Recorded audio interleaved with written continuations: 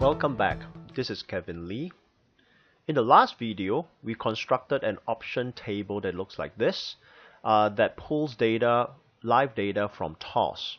We also constructed a table on the right hand side, consists of expiration dates over here, and then we allow users to put crosses or X next to the expiration date, and then automatically create a list like over here that gets populated into this drop down menu.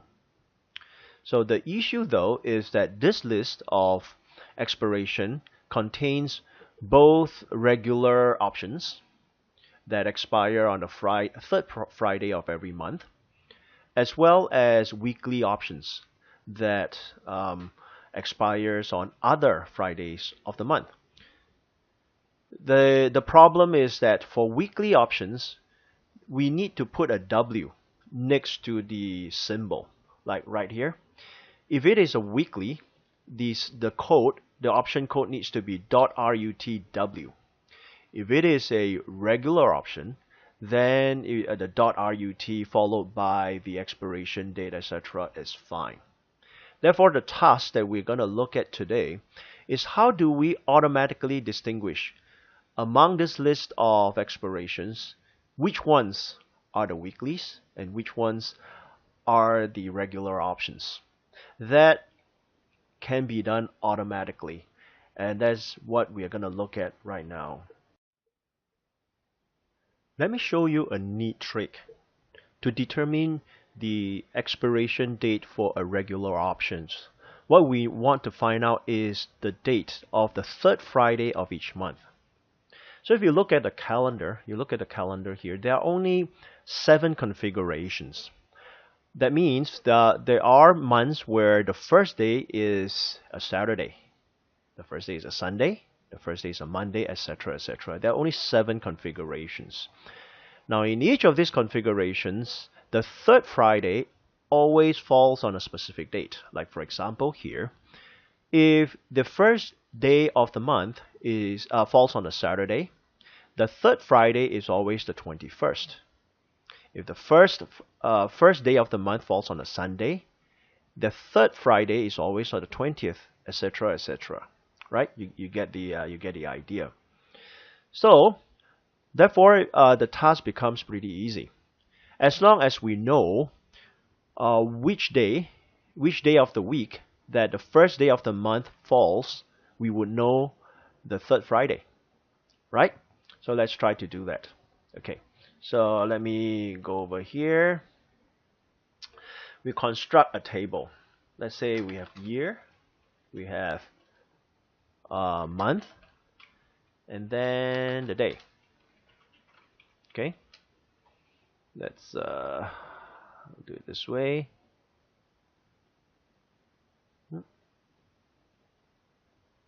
Okay, let's do 2018 January, then February. Okay, with this I can just pull, and I get all the months, right? Okay, let's construct the first day of the month, which is the date function.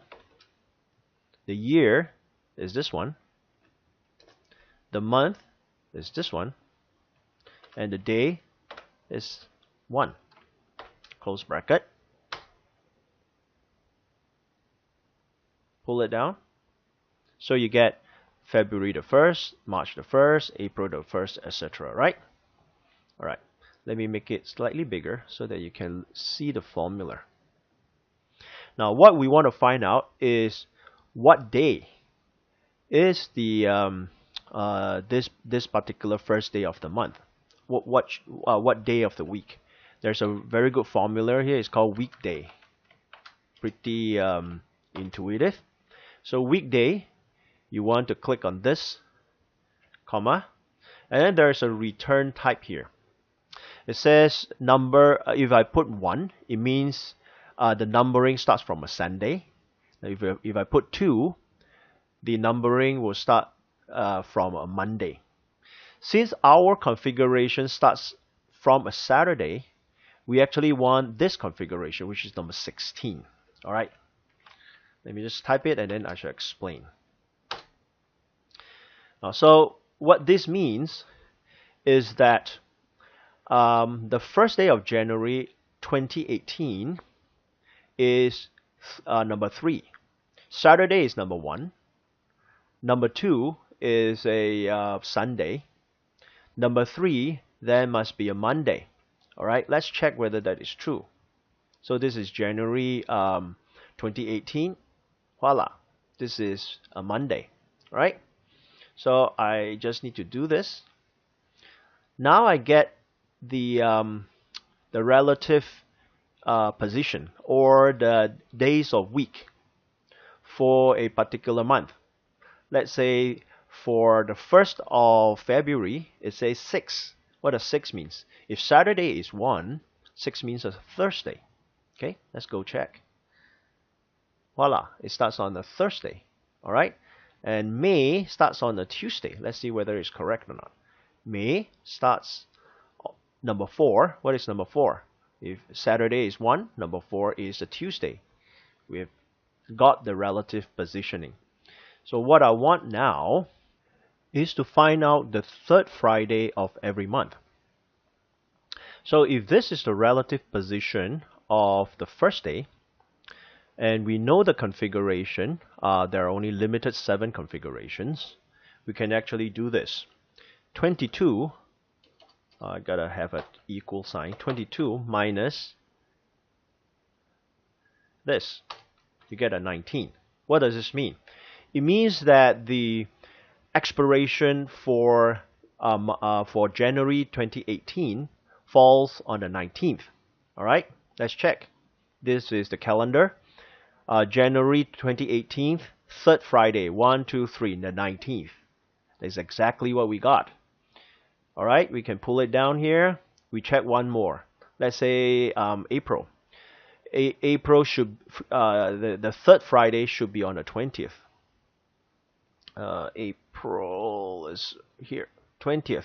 All right, check one more. August 24. Oh no, 17th. All right, 17. Let's see whether they give us 17. See, 17th.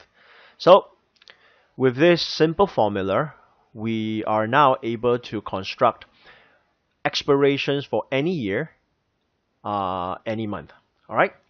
So I've broken down the formulas into 3 columns. Actually, you don't need these 3 columns. You can all be constructed down here. So this is weekday of this. So we can just say, go here. Or let me type here. It's easier to see. Weekday bracket. And then at the back, you need the return type of 16. Close bracket. All right, and then in front we said we need 22 minus this. Okay, and then change this to general. I'm done. I don't need this at all. Okay, so now we have got this table that consists of all the expiration of regular options by month. Now let me move this table over to this side. Okay.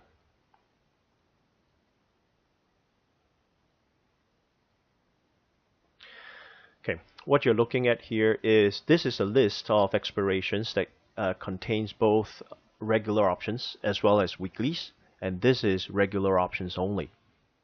Therefore, if you were to compare these two, you will be able to pick up from here which are the expirations for regular options. Like for example, here you've got June, the month of June 15th.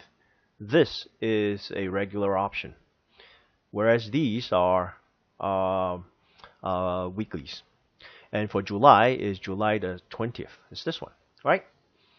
So now our job is to be able to pick out, to write a formula, to put a, let's say, I increase one column here, write a formula on this over this column that puts a W next to those options that are weeklies, like this one. This one is a weekly, weekly, weekly, and this one we know that this is a regular option, so it becomes blank, like that. Right? Therefore, when the expiration is being picked, the formula will know whether there is a W or no W in the code. All right. Now this is what we're gonna do. First of all, let me get rid of this, make it slightly bigger, because I want to type formulas here. Now before we do that, we also need to convert this into an actual date. Okay, so we need a date column. And then here, what I need is equals date, year, month, and day. Okay, so I've got the date, specific date. Now I want to compare these dates with this list of dates. So the formula again is what we learned in the last video, the match formula. What do we want to match? We're going to match this one, comma, the lookup array is here, and make sure that you press F4 so that the lookup array has got the dollar sign, comma, 0. 0 is exact match. Now, you see an NA means that this date does not exist in this list. Therefore, it would also mean that this is a weekly. All I need to do is just pull it down, and voila, you get a list of a column here that tells you which one is a weekly and which one is a regular. And you are seeing a date here is because this format is wrong. You just change it to general. You would get a specific number. Now, what we need to do is to get rid of this NA. If it is an NA, we know it's a W. If it is not an NA, then it is not a weekly. Let me show you a formula. The formula is NA. Okay, let me show you up here. Equals is NA. If this cell is an NA, it will return true. Alright? If it is not an NA, then it will return false. Like is NA, whether this cell is an NA, nope, it's not, it's false. Okay? Therefore, what we need is, over here, we said is NA, bracket it, obviously we get a true. So if it is a true, we want to put a W. Alright, we said if it is an NA, it is not in this list. If it is not in this list, it must be a weekly. If it is a weekly, we want a W next to the code. Alright, therefore, what do? We just say if this thing is true, we will put a W. If not, we will put an empty space, which is just double quote. Alright, this is a W, and I just need to pull it down. Right? Let's pull it down. Boom. There you have it. So we know that this is a regular option. This is a regular option. 817 is the regular options expiration. 817, and then etc., etc. Right? So, and these are weeklies. Therefore, as we were to populate, before we we construct this, we need to know whether the specific expiration is a weekly expiration or a regular standard expiration. Okay, bear with me. We are almost done now. Okay, so let me do this. Let me give another extra row here, and I will say this is weekly. All right. We want to populate here. If the chosen expiration is a weekly expiration, the W will appear here. If not, this will be a blank. So how do we do that?